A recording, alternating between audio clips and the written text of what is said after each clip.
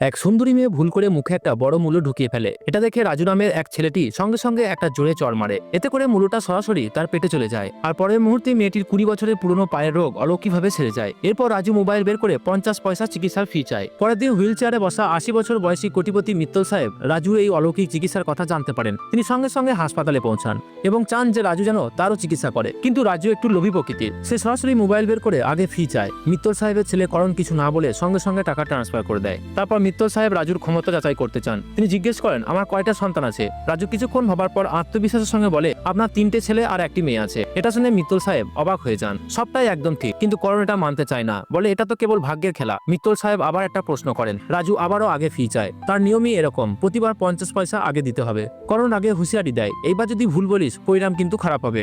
তবু সে টাকা দিয়ে দেয়। এবার মিত্তল সাহেব জিজ্ঞেস করেন, আমি হাসপাতালে এসেছি কেন? রাজু উত্তর দেয়, 30 বছর আগে আপনি এক গাড়ি দুর্ঘটনায় পড়েছিলেন, তখন থেকেই আপনি